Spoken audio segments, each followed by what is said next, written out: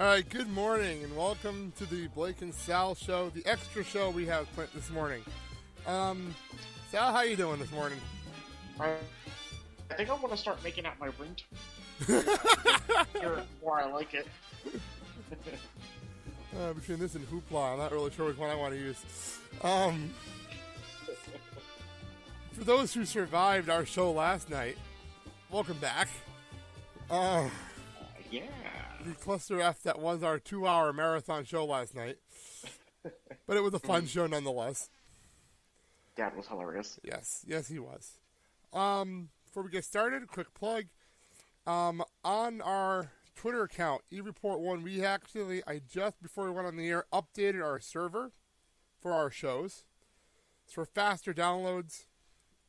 So, starting with this show and everything from last night is now up on the new server. Eventually, I'll get everything else transferred over. So that's a good thing. I realized I saw our Twitter accounts really fast last night. So I'm at Riley21106. He is at icon_44, which is AIKON_44. Correct, Sal? Yes, that is. All right. Well, today we actually will have Jason Powell from ProWrestling.net on the show. He is doing us a favor because it is Wrestlemania week, and surprised me he actually agreed to be on the show today. So I'm going to call him up right now, live on the air.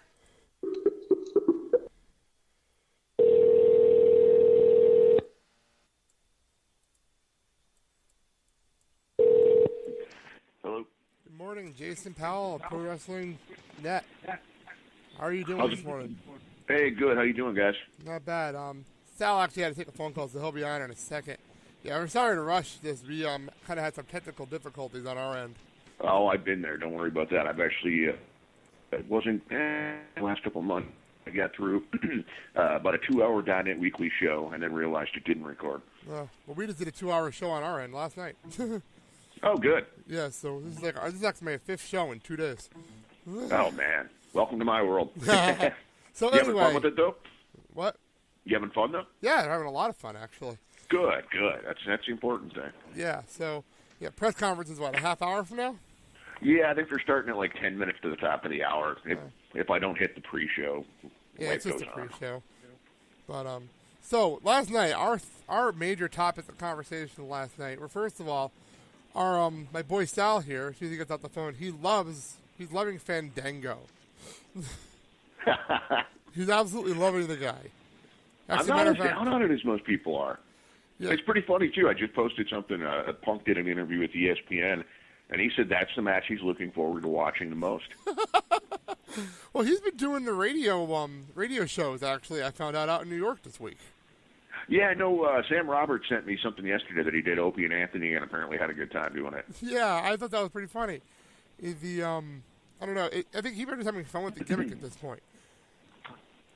Vince just character. I mean, it's total Vince McMahon. That's why he's getting the big push. That explains a lot. Yeah. The other thing we're talking about, obviously the topic of conversation right now is John Cena. And will he turn heel? Will not turn heel? Sure. Our consensus last night, because my son, he is actually 4 years old, and he's actually downstairs, and he's a huge Cena fan. And we were discussing, will he be good with an attitude or not? And Sal, you're on the show? I'm here. Jason, Sal. Hey, Sal, how are you? Hey, nice to meet you, Jason. You as well. Yeah, we were discussing your love for Fandango. There's nothing wrong with that, Sal. I've come around. I got to say, I've come around. Yeah, we started the show him dancing to the music. Nice. But anyway, with John Cena, Sal, what was your theory with Cena last night? My theory was, I think he's going to lose again, and I think he's going to go batshit crazy, and then I think that we're going to see a possible heel turn. Because, I mean, if they did it with Hogan, they could do it with Cena. See, I don't think he's going to lose on Sunday. That's my whole thing. Not to scare you guys, Sal's really breaking up on my end. If it sounds good to you guys, it's fine. I just don't want you to get a bad recording. It's all good. On my end, it sounded good. Okay. So, yeah. Oh, did you hear what he said? The part of it. That it drives him over the edge, basically. Yeah, he said he'll lose Sunday, and then he'll snap. Which I could, really yeah. sure. I mean, if Rock's back for Extreme Rules, I could. It's you'd think if they're going to do it, they'd do it at Mania, but maybe not. Stranger things have happened. Yeah. Do we have any confirmation if Rock's even going to be at Extreme Rules? Because we were trying to figure that out yesterday. No, and he's not. I know an AP guy who interviewed him, and he was non-committal about it. Oh. He was advertised. I know he's not listed on the Arena website, but he was advertised. I got like the email sent to me that WWE sent out people in St. Louis, and then he was also advertised on the Arena's Facebook page. But I haven't seen anything that says he's off completely. But I know people are saying like, well, he's shooting a movie, he might not be able to be there. So hard Hercules, to say. Right? Yeah. Yep. Yeah. I don't know. That's where I'm caught in the middle with this because I just want to see Cena win, but I don't know if he's going to turn heel on Sunday, especially with Randy Orton and the Big Show with situation going on with the Shield. Yeah, that's the thing. I just if Orton turns, that tells me Cena's probably not turning. Yeah, unless they're somehow connected, and I can't see how they would be. Yeah, I don't see that either. Because I just don't think they'd turn Cena and completely overshadow what Orton did in the same night. Yeah. Well, he actually really wants to turn heel, but I don't know if Vince will let him. Right. That's another thing. Well, especially if Cena does turn heel. I mean, they're going to need all the babyface talent they can get. And, I mean, he still gets huge pops. Yeah, he does. Sal, I see you thinking over there. Yes. What are you thinking about? Talk. I'm trying to think of all scenarios and like if I was a writer for WWE, like what would be the best possible scenario? Okay. I'm actually, as we're talking, I'm actually on the website right now, Jason. And am I reading this right? That Living Kelly's going to be at Mania? Yeah, I think so. They don't have. They're in New York on Saturday for a show, and then they don't have anything booked for a few days after that.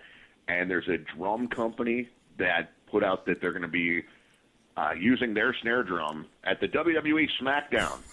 I guess the drum company's not paying close attention, but yeah, I think they'll be there. I think they'll do Punk's theme. That would be awesome.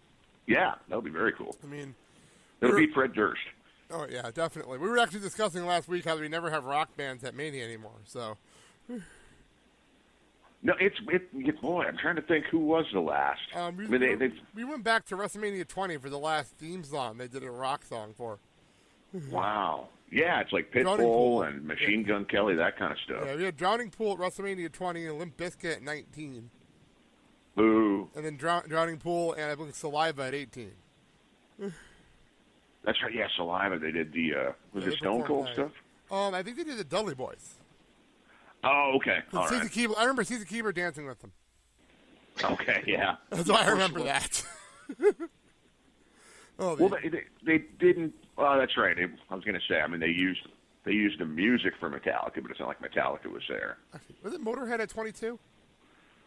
Oh yeah, I bet they were. I thought about that. Motorhead must have been at 22 for one of the Triple H's ridiculous entrances. So, what are you going to say? I'm hearing an echo. No, the other thing we're also talking about is the Taker storyline. Taker and Punk. Yeah. We actually had to break the story to our guest yesterday, my father-in-law, who didn't see the end of Raw. Lucky him. Yeah, he didn't make it to the end of Raw. So we had to break to him what happened. And he was kind of in shock, to be quite honest. I think most people were when they watched. Just, they really pushed the envelope there. And then they have the weird... The son comes out on Facebook, clearly like, I don't know what to say. And then they get the text message from him, but the son never went back on Facebook to like back it up. I mean, I don't doubt they got the text message from him. It just seems odd that if he wanted to set the record straight, he wouldn't go back to Facebook and do it as well. It just almost seems like WWE is kind of trying to make sure, like, make sure everyone knows that he's cool with it. But I just wonder how cool they really are with it. I mean, it's pretty odd that the other brother said. It implied basically it didn't look anything like they suggested it would. Yeah. It was definitely a hell of a visual. That's all I know. Yeah. It's a little uncomfortable. Well, I don't think does it put any heat on him. I mean, it puts heat on the company. I don't think it really puts heat on Punk. I think people are just like taken aback. Like, really? They did that?